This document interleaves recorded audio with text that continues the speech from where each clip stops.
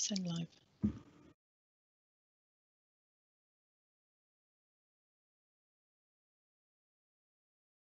Hello, good afternoon, everybody.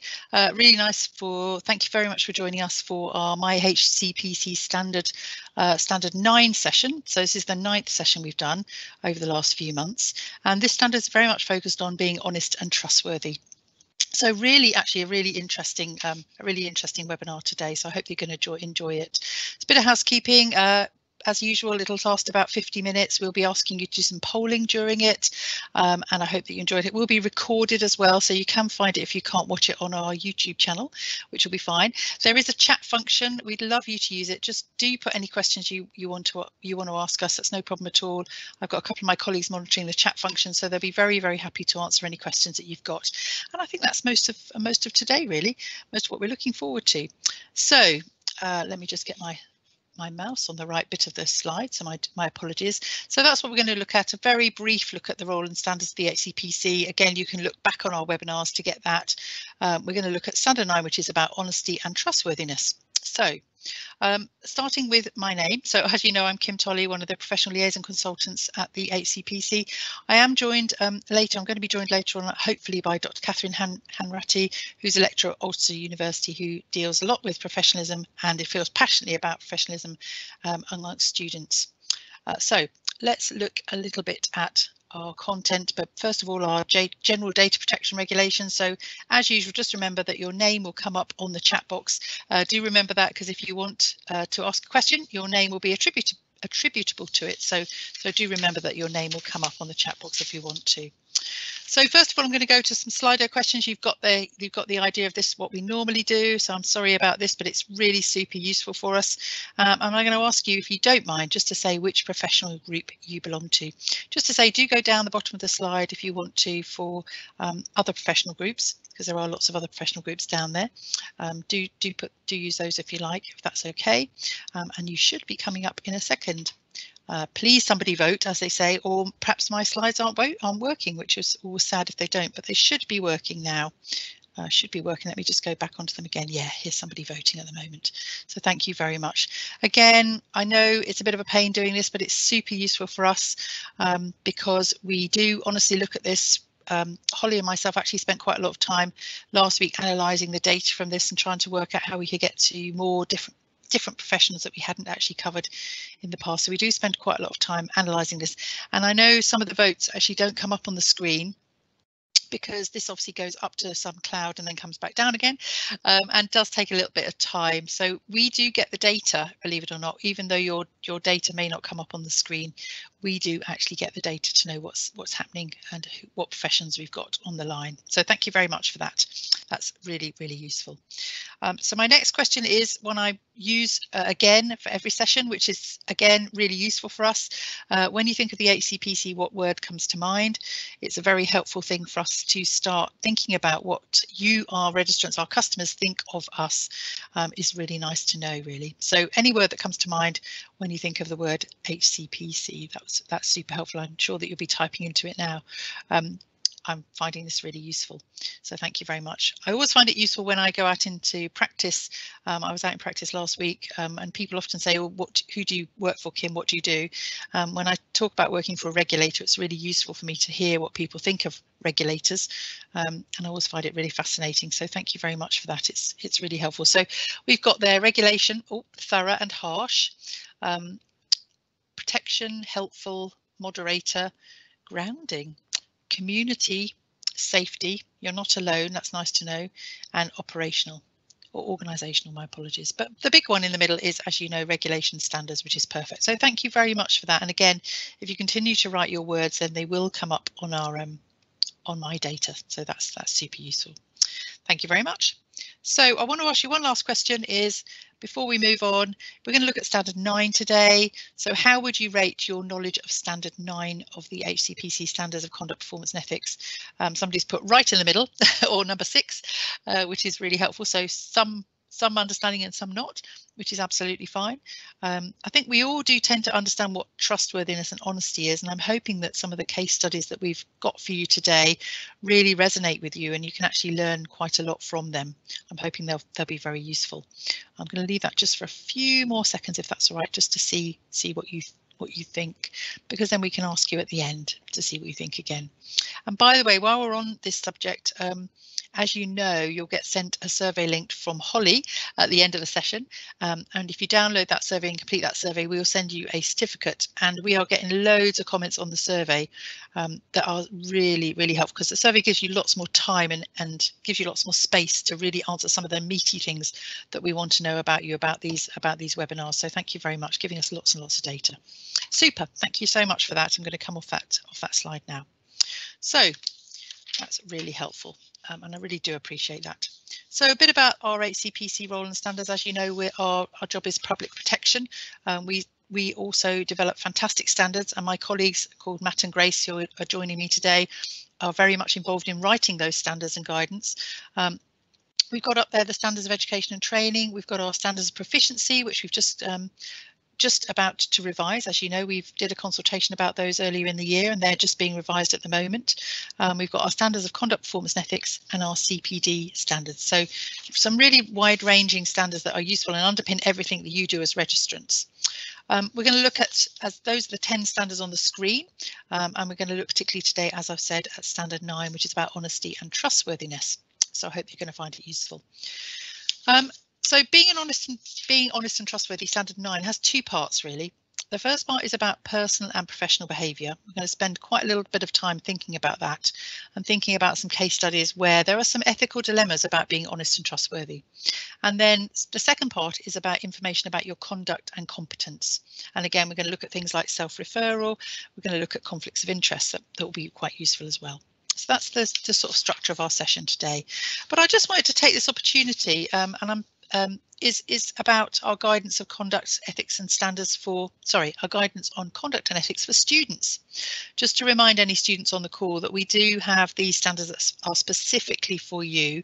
And if you have a look at them and you compare them to the standards of conduct, performance and ethics for when you're registered, they are very similar, except some of the wording is slightly different. They use the word should quite a lot instead of must. And that's the main difference in those guidance, but it's worth having a recap of those. They again take about 10 minutes to read, so if you're a student on the call, do have a read of those. They're really important. They sort of underpin everything that you do. So we're going to start by looking at personal and professional behaviour, and we're going to look at 9.1 because this is really underpins everything we do as registrants, doesn't it? Making sure that our conduct justifies public trust and confidence in us and our profession in general. I feel this one is sort of underpins every one of the standards. Is actually really, really important to us as registrants. So we're going to start with a scenario, as we normally do, and these, just as a reminder, these are real life scenarios that come in to our standards and policy team. So we are lucky to have a few colleagues on the line, and I'm going to just pause for a second just to get them to introduce themselves. So Matt, you're just going to speak through the next scenario, but could you just introduce yourself? Would you mind? Hi everyone, my name is Matthew Clayton. I'm a Senior Policy Officer at the HCPC. Lovely. And Grace, would you mind as well? Yeah, hi everybody, my name is Grace Costain. I'm a Senior Policy Officer in the Policy and Standards team also. Thank you. And Holly's here. Holly's always great at sending out all those emails to you. Holly. Hi, thanks Kim. My name's Holly. I am the Events and Communications Officer at the HCPC. Thanks, Holly. And is Catherine there by any chance? She may not be. So that's fine. We'll carry on if that's all right. So let's look at our next scenario, Matt, if that's OK. This is Arjun. Arjun is a hearing aid dispenser, and Arjun's on a bus and overhears a conversation behind them between two of his friends. Adiola's talking about a patient that she looked after when she worked as a healthcare assistant, because many of us professionals do different jobs before we start being the job that we really want to do. And she mentions the patient's name and her stroke diagnosis, and says that she thinks it's really sad that her family haven't been able to visit her. So Matt, this is quite a a confidentiality issue, isn't it, really? And this is one we hear of quite a lot, isn't it? So I wondered if you'd mind talking about the key issues with this one, Matt, if that's all right. Thanks. So when it comes to confidentiality, you're looking at someone's personal information, and you don't have to have an issue of someone talking about someone else maliciously or in bad faith or anything like that. What you're really talking about is anything that's going to disclose anyone's personal information. So as a health and care professional, you've got an obligation, obviously, to your service user to keep their information confidential, but you've also got a wider obligation to the public. That's where the standard comes in about trustworthiness and truthfulness, because that is an obligation that you've got to the wider public. So the public's faith in the health and care system is obviously incredibly important. And I think also what that is underpinned by is the ability for service users to confidently tell their health and care provider everything that's going on with them without any sort of fear that it's going to be disclosed. So this is very important to think through, again, so it doesn't seem like in this scenario that Adiola's done anything malicious. She's not talking badly about her service user, but she has disclosed some information that is personal for the service user, so that should not be disclosed.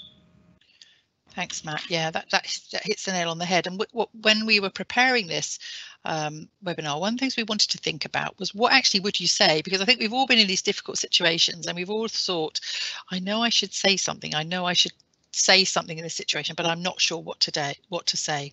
So in this situation, we've made some examples up for you because we thought that might be a useful way of looking at this case scenario.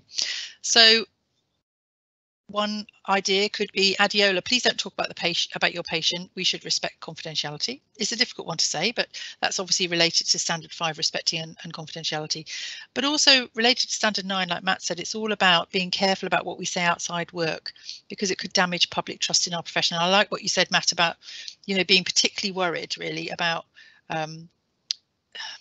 the fact if patients tell you things and they need to appreciate that you're not going to pass that information on or share that information in any way. So I always think that as a registrant, it's a real privilege to be often told things that nobody's ever told a patient, never told anybody before. And I often think that's a real privilege. And actually we need to respect and hold that privilege really dear to our hearts, don't we? So Matt, is there anything you wanted to add to that one?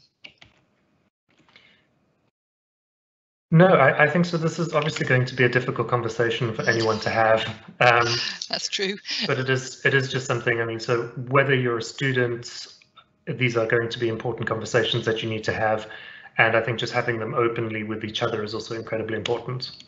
Yeah, thanks, Matt. And I think I think we talked about in the confidentiality webinar that we did, there's quite a lot of complaints often used to come in about relatives in hospital canteens overhearing conversations with staff, so it's really important to think about those things.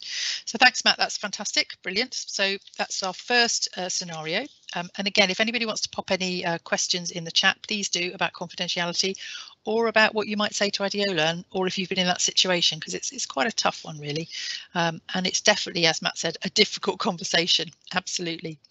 So our next scenario, let me just whiz on to our next scenario, is this one.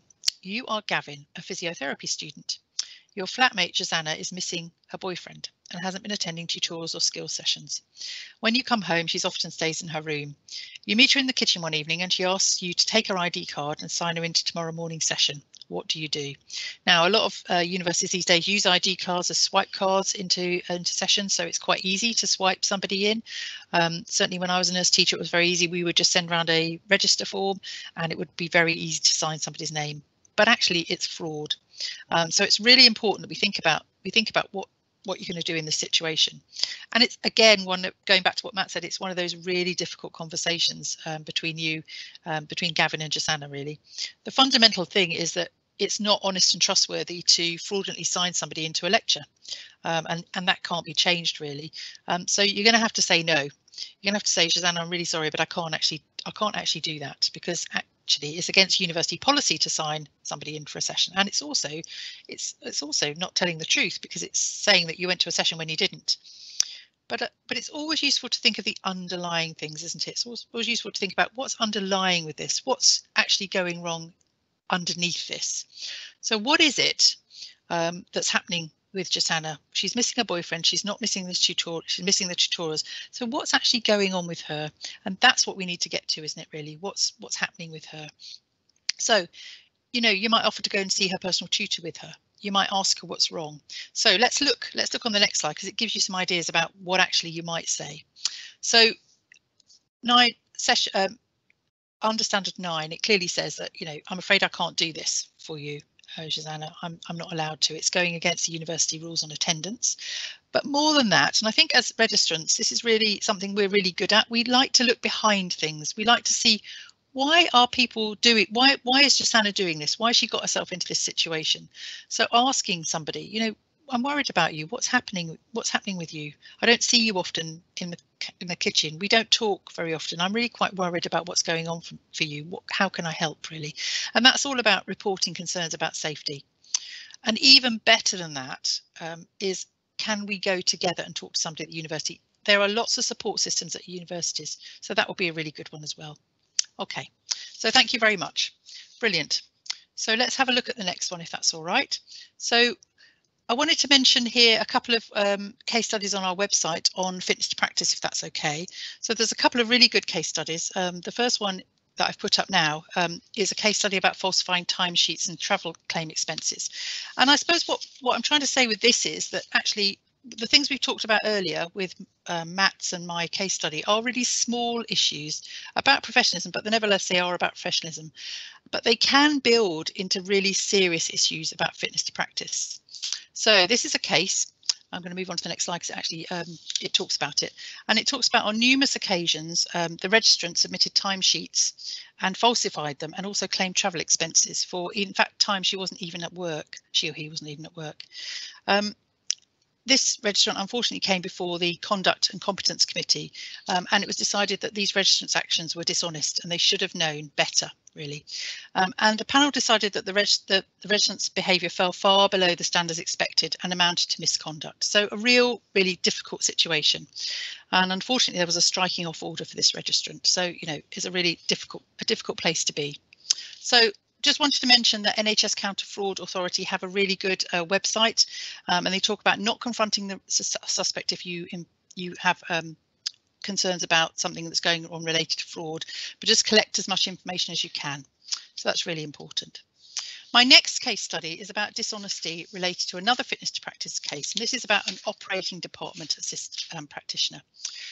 So unfortunately, this operating department assistant withdrew money from her stepfather's bank while she had power of attorney and used the money for personal gain. Now, the difficulty now is this registrant was sentenced to 18 months imprisonment, obviously suspended for 24 months.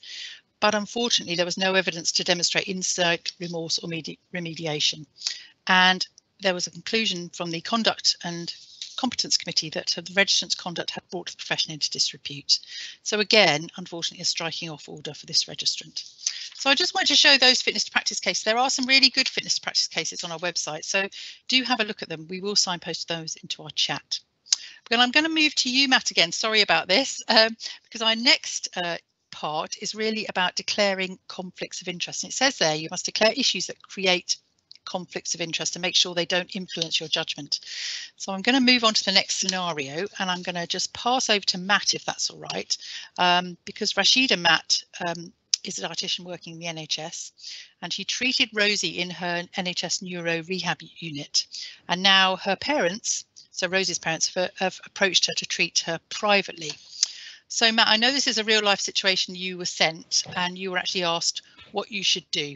So I'm going to pop you on, Matt, if that's all right, and ask you what you should do in this situation. Thanks. So jumping off, there's nothing in principle wrong with this kind of arrangement. If you look at the HCPC standards, our guidance is going to be very broad on this. And so in principle, it's not going to be possible for us to say, or by just having a quick look at the standards, potentially that one type of private work is going to be fine and another type of private work is going to be prohibited. The first thing we would ask someone to do if they sent this to us is to check their employer's policies and to check their employment contract. Your employer is very likely going to have some sort of provision in your contract or their policies in general that's going to speak about any kind of outside work you take on. And whatever that says, we're going to expect you to follow that. So the HCPC is always going to expect you to follow your employment contract and your employer's policies. Once you've done that, though, your main obligation is just to continue to meet all of the HCPC standards. So in this case, we obviously want you to pay special attention to honesty and trustworthiness, but all of your standards are still going to apply. And I think the main thing to look at, of course, because this is about honesty and trustworthiness, is everything you're doing is open, transparent, you're being upfront. The service users know all the details they need to know. And as long as you're meeting those standards and all the rest of your HCPC standards, this isn't going to be something that's going to raise many red flags for the HCPC. So check with your employer, make sure you're being upfront with everyone. And the other thing that I'll say that is not strictly connected to this, but I'll add anyway, is to check your indemnity insurance. You don't know that your indemnity insurance is going to cover this until you ask, and it's an important part of your registration to make sure that your whole scope of practice is covered through your indemnity insurance. Thanks, Matt. And I know that we were talking earlier, because you were telling me that there was conflicts of interest sometimes also about registrants getting involved in not sponsoring, but selling products, for example, related to their practice. Is that right? Yeah, so this is something we get quite often where people have been asked to sell things out of their practice and maybe they have a financial stake in it. Again, if you read through our policies and standards, you're not going to find any prohibition for this kind of thing. The only thing that we will say is, again, you need to be upfront and honest about it. When it comes to conflicts of interest, you need to make sure that your conflict that you have in this product is disclosed to your service users if you're recommending it, but that also that when you're recommending this product, the fact that you have a financial stake in it, for example, isn't going to be something that's unduly influencing you. So again, it all comes back to thinking through honesty and trustworthiness. Is this something that you would recommend in any case? Do the service users understand your stake in it? It's about being upfront and disclosing those conflicts upfront. So it's not there's nothing wrong inherently with having a conflict of interest. It's how you deal with having that conflict that's going to be important. Oh, that's a really good example. And I think the final one for me, which is one I've got unstuck with myself personally, is having a conflict of interest, Matt, when you're looking after, or potentially your friends and family are asking you for advice or asking you to help them if they're ill, basically. I've certainly been in a situation myself, and this is a real concern for lots of registrants, isn't it? Looking after and caring for friends and family. Yes, I'm sure it's a huge concern for lots of registrants, giving out free medical advice at every time they're asked. So again, which is a common thing here, is that you're not going to find a strict prohibition or standards against treating friends and family. The one thing that we will say, though, is that you will find it difficult to continue to meet your HCPC standards if you are treating close friends and family. So for example, your standard one, which talks about being able to be objective at all times, and also just, I think, thinking through your ability to, again, deal with conflicts of interest, objectivity, being able to give good advice. So again, it's not prohibited, it's just something we would not necessarily something we would recommend. If at all possible, refer your friends and family to another provider, for example. But again, not strictly prohibited, but it is something that might give you a challenge in terms of continuing to meet your HCPC standards. Yeah, and I think this is certainly one that I am aware of quite a lot, and I like the fact that you're right. It's the word that you said, which is hits nail on the head, is about objectivity, isn't it? It's very hard to be objective when you're being asked questions from your friends and family. Yeah, it's really tough, isn't it? Yeah. Thank you, Matt. That's perfect. Thanks so much for that. That's really helpful, because I think conflicts of interest are really complicated, but I like what you said about the fact that they're not inherently a problem, but it's how you deal with them that's the issue. So that's really useful. And lots of regulators have come together and written a joint statement on conflicts of interest. This was written in 2017, so certainly the NMC, the GMC, the HCPC, the General Optical Council have written this joint statement, which I think it really just explains it in more explicitly, really. It focuses very much on conflicts of interest, but it also mentions trivial gifts, favours or hospitality, and I think that's really important. And I like the fact that you mentioned that patients have to understand how much things cost, basically how much fees and charging policies are. So that's really helpful. And I know that Holly will pop the link to that in the chat box, if that's all right. So before we move on, I'm going to just ask if there's any questions coming in. Grace, I know you're looking at the questions. Is there anything that's coming in that you would like us to look at? No, we are quite quiet today, so I can only assume that we are giving all the information that we need. Everybody's on listening mode rather than questioning mode, which I totally understand. True. It's I nice. I will just highlight that Catherine is in the audience, but unfortunately we're just having difficulty getting her in to present. So I'm really apologies for that, Catherine. We are trying. Sorry, Catherine. No problem. I'm really sad that you couldn't join us video-wise, Catherine, but we will carry on anyway. We'll do another session with you and your experiences of professionalism and dealing with students. That would be great. So let's move on. And while we're talking about conflicts of interest, if anybody wants to write in the chat box what conflicts of interest they felt they were involved in, that's quite nice to share that information. Anything they did to get round and to work out what to do with conflicts of interest, that would be really helpful. So my next slide is very much about reminding ourselves of Standard 9 again, but also specifically looking at Standard 9.5, and this is under important information about your conduct and competence. And it asks you as a registrant to tell the HCPC if, as soon as possible, if any of those three things apply. And we're going to look at those three things in a minute. So let's have a look a little bit more at Standard 9.5. So this is a standard that specifically looks at, do I need to self-refer myself to the HCPC? And 9.5 is quite specific. It talks about three examples of things where you might need to self-refer to the HCPC. So firstly, if you accept a caution from the police or you've been charged with or found guilty of criminal offence. Secondly, if another organisation responsible for regulating a health and social care professional has taken action against you or made a finding against you. And thirdly, if you've got any restrictions placed on your practice or been suspended or dismissed by an employer because of concerns about conduct or competence. And just to say, there's a lovely diagram there that's on our website that talks about the three things that you actually have to do before you think about self-referral. And also I wanted to point out particularly about the additional support that's around the edge of this. And that talks about professional bodies, trade unions, colleagues, and employers, and really those are the people you should be talking to before you self-refer. So there's some really good information and that's on our website as well. But let's have a look at things. Let's have a look at an example really. Let's do a sort of worked example, another case study, and work through whether this person should self-refer to the HCPC. So Yvonne's a dietitian.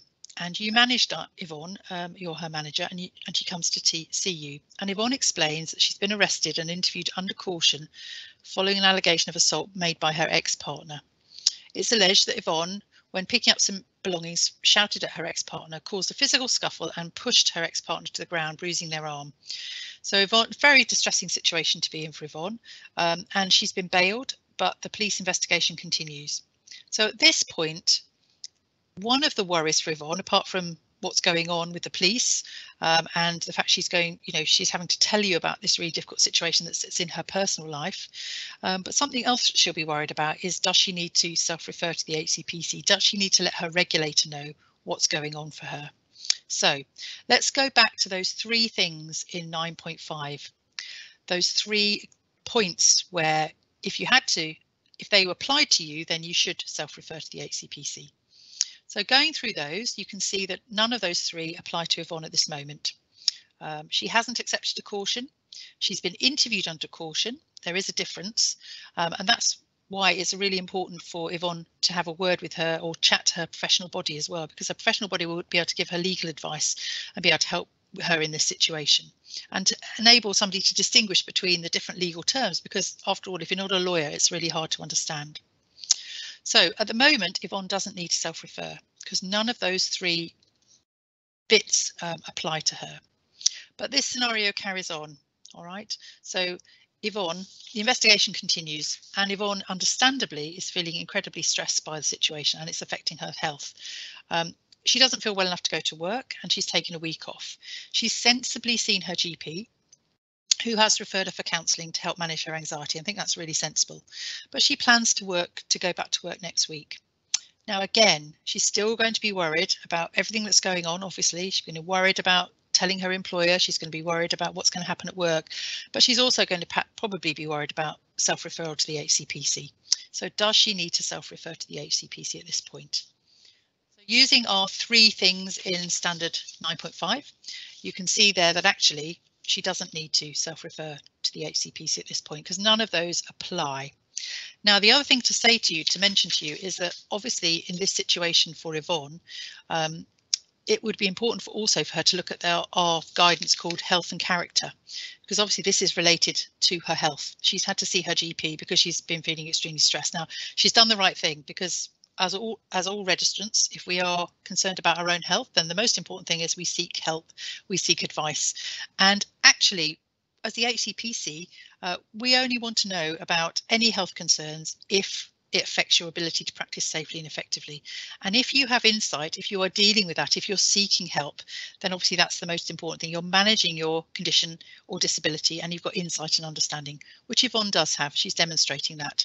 And we as the HCPC trust you to make an informed and reasoned judgment about whether your health will affect your ability to practice safely and effectively. So at this point, Yvonne doesn't need to contact the HCPC to self-refer. But the scenario carries on. When she returns to work, the Human Resources Manager asks to see her. The manager informs Yvonne that because she's under investigation by the police for assault, they've decided to move her away from any patient-facing duties until the police matter has concluded. So at this point, again, do you think that Yvonne needs to self-refer to the HCPC? So let's see what it looks like now with those three parts of 9.5. And you can see that the last point, Yvonne has had some restrictions placed on her practice. She hasn't been suspended or dismissed, but she's had some restrictions placed on her practice. She's been moved to non-patient facing duties because of a concern about her conduct or competence. So at this point, Yvonne does need to self-refer to the HCPC because that part of 9.5 actually does apply. The restrictions have been placed on her practice. Okay, so I just want to point out to you some really useful guidance on our website about self-referral. This is really useful and it goes through when to make a self-referral. There's a fantastic toolkit, and again, we will either send you this, we'll either put it in chat or we'll send you this afterwards as well.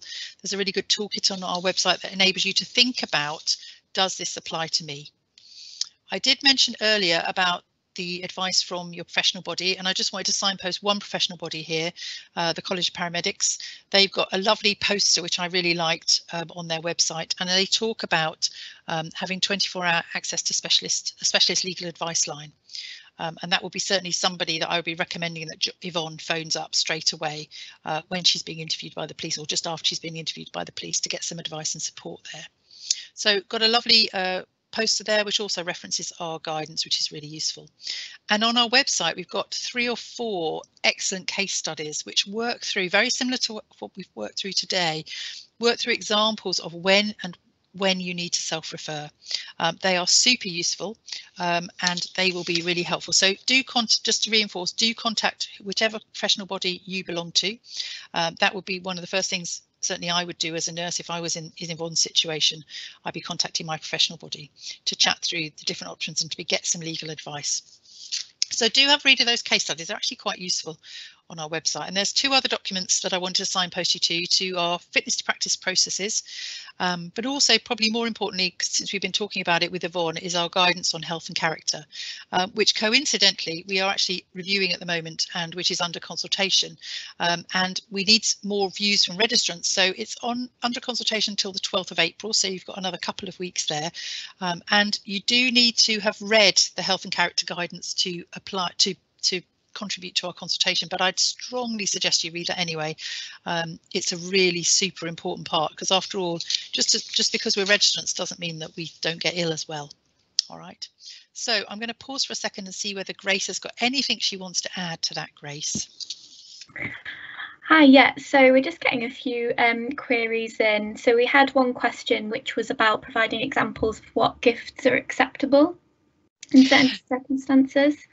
So I have replied on the chat, but I just thought it's quite important to also raise this with the wider group in case you haven't seen this. So HCPC don't actually have any guidance on particular gifts. In such circumstances, we just advise registrants to use their professional judgment, but also it's really important to seek further clarification from your employers, your colleagues, or even your professional bodies. They may have detailed guidance on this. Specifically, employers will often have policies on both receiving and logging gifts, so you'd be able to follow those, and that would give you further clarification. I know in some circumstances it might become a bit confusing, and if the situation warrants it, we would also advise registrants to seek legal advice as well. So I hope that clarifies any questions that you've got there.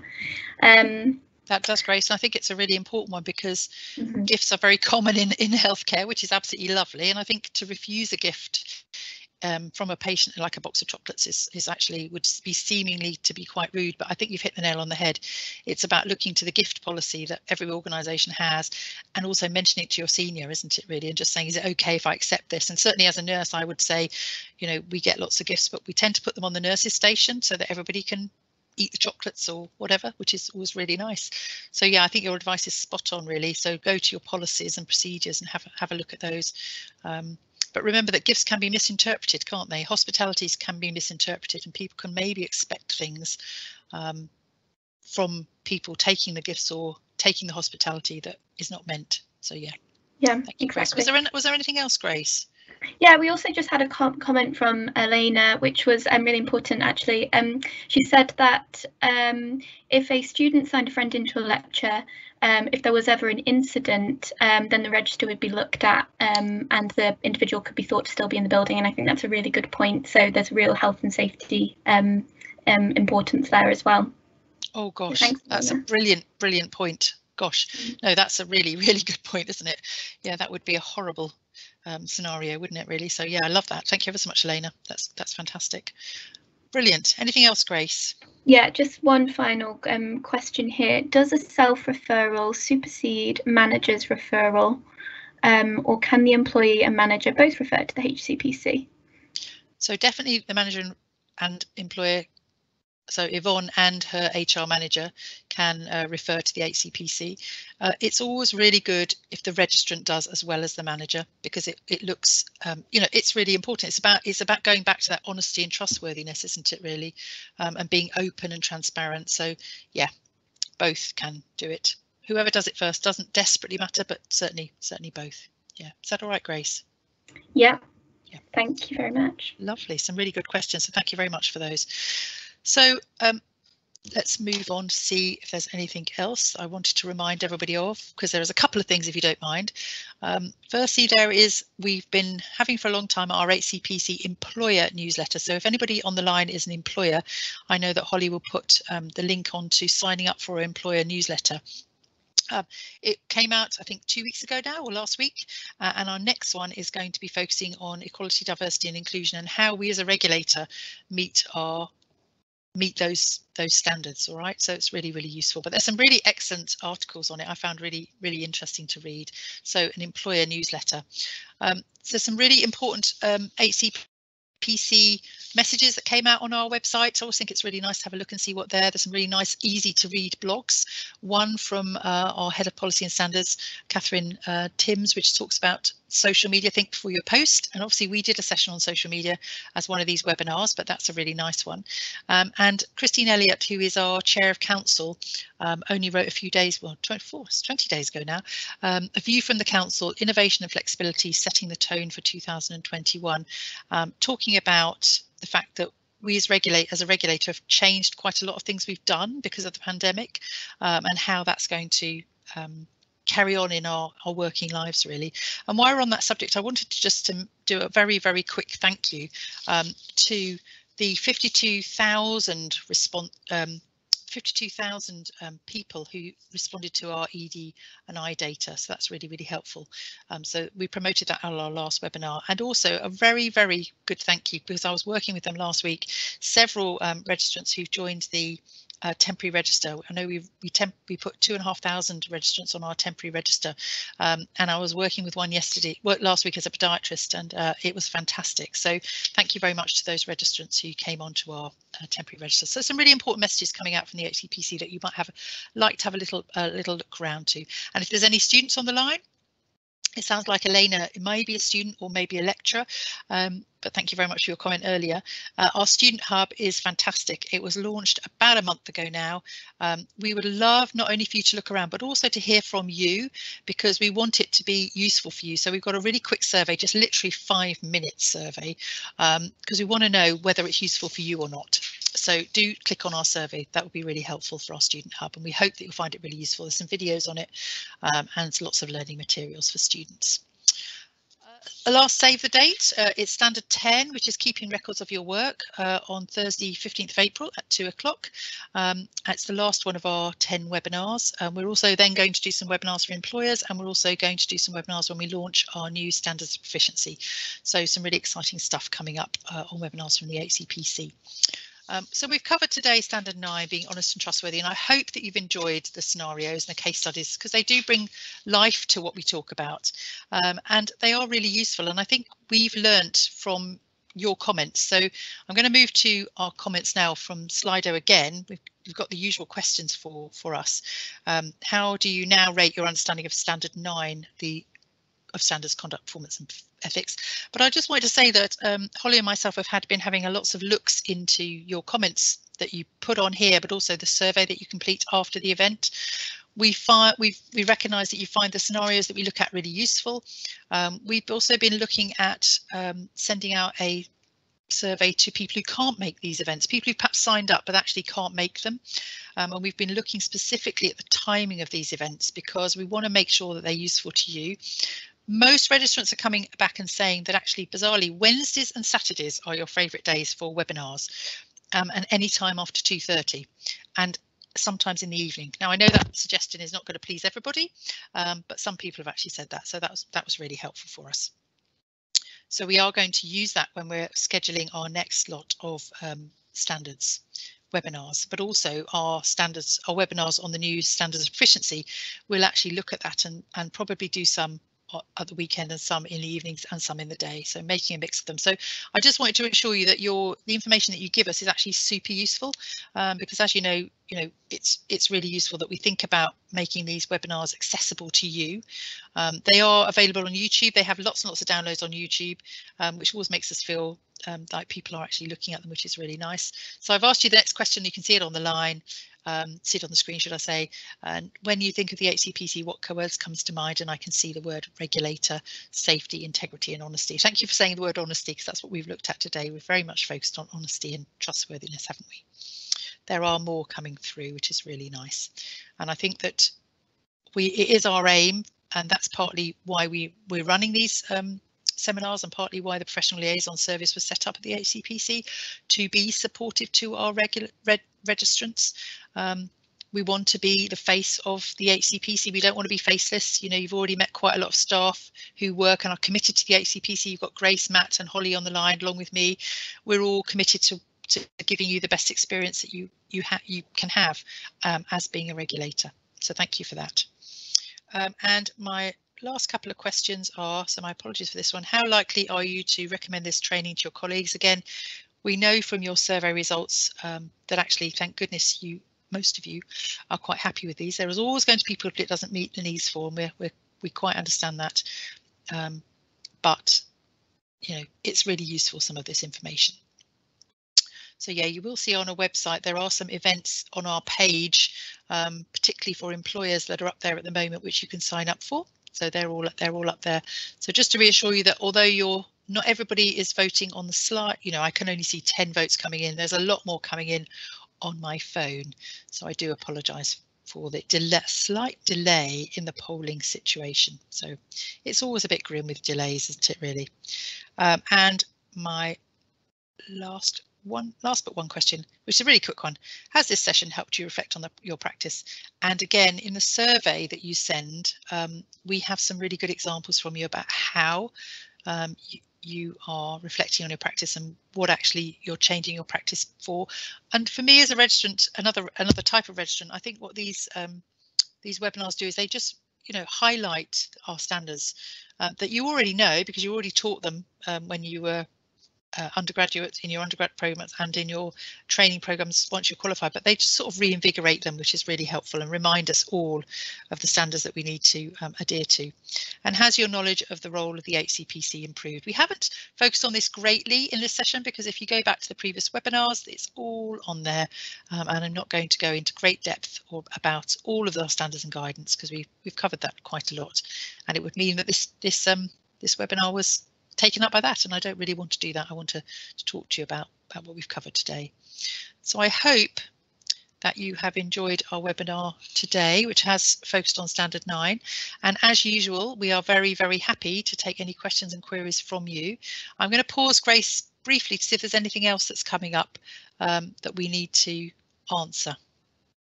No, we just had a comment from somebody saying they're great and thanks very much for putting these webinars together. So that's really kind. Thank you. And then we did just also have another good example from Paula. This is in relation to gifts. And I just thought I'd flag it because I think it is a really good example. She said that there was a policy at NHS Trust to accept small gifts such as box of chocolates, flowers, but she once received a bracelet and she had to decline this, but she felt much better afterwards. So there was a lot of clarity through the policy, and I think Matt rightly commented it's a really good example of using your professional judgment there and using the advice at hand. So thanks for that, Paula. Brilliant, how nice. That's absolutely fantastic. So answering own questions, which is always the best way to answer them, isn't it? It's really nice. Okay, and I want to finish as I normally do, but saying a big thank you, and particularly I'm going to focus on those registrants who are joined on our temporary register, because that's a tough decision, a tough call to make, is to join the register when you've already left and contribute to the issues related to the pandemic. So that's really absolutely amazing. But thank you to everybody and what you're doing in the NHS and in private practice and in all the settings, independent settings that you do, because everybody on this call is contributing to healthcare and making healthcare better in the UK at this really, really tough time.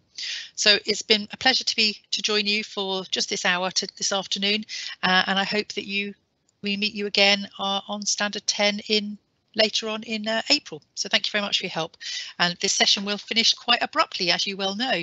So thank you ever so much. Bye bye.